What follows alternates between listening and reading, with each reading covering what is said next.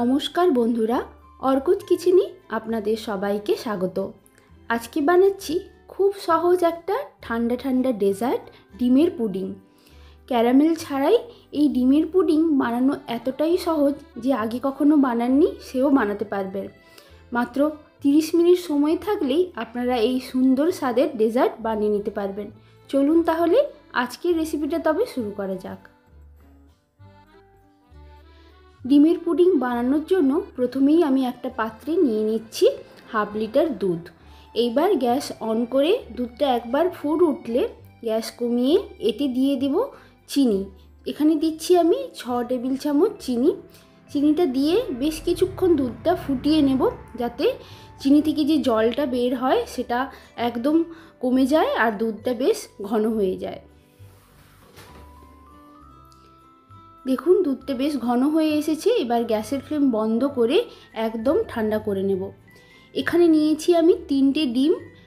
আপনারা চাইলে ডিমের সাথে চিনি মিশিয়েও এটা বানাতে পারেন, তবে চিনি দেওয়ার পর যে জলটা বের হয় তখন পুডিং থেকে অনেকটা পরিমাণ জল ছাড়তে পারে, তাই চিনিটা আগে দুধের সাথে আমি ফুটিয়ে নিয়েছি। এবার এই ডিমের মধ্যে 1 চামচ ভ্যানিলা এসেন্স দিয়ে খুব ভালোভাবে এটা ফেটিয়ে নিচ্ছি। এবার এই ফ্যাটানো ডিমের মাপটা নিয়ে নিচ্ছি। এখানে আমার 2 কাপ হয়েছে। সেই অনুযায়ী যে দুধটা আগে থেকে রেডি করে রেখেছিলাম সেটা একদম ঠান্ডা করে সমপরিমাণ দুধ দেব। তার মানে 2 কাপ ডিমের জন্য এখানে দিচ্ছি 2 কাপ দুধ। দুধ আর ডিমের পরিমাণ যদি ঠিকঠাক না থাকে তাহলে পুডিংটা ভালোভাবে সেট হয় না, তখন একদম ভেঙে যায়। তাই এখানে যতটা ডিম হবে ততটাই দুধ এখানে নিতে হবে।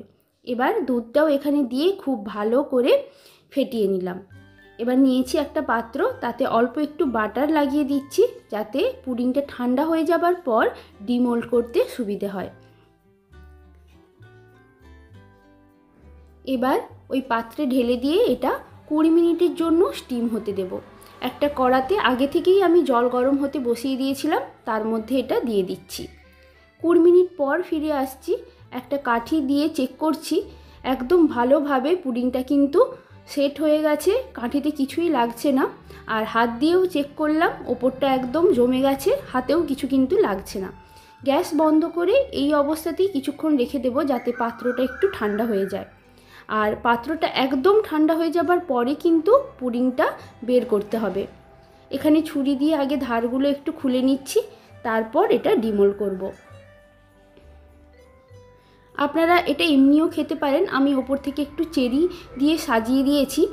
এটা এতটাই সুস্বাদু হয়, খুব বেশি উপকরণ তো এখানে লাগলো না, শুধু ডিম, দুধ আর চিনি দিয়েই এই দারুণ স্বাদের ডেজার্ট কিন্তু আপনারা বানিয়ে নিতে পারেন। আর দেখুন পুডিং থেকে খুব বেশি জলও কিন্তু বেরোয়নি।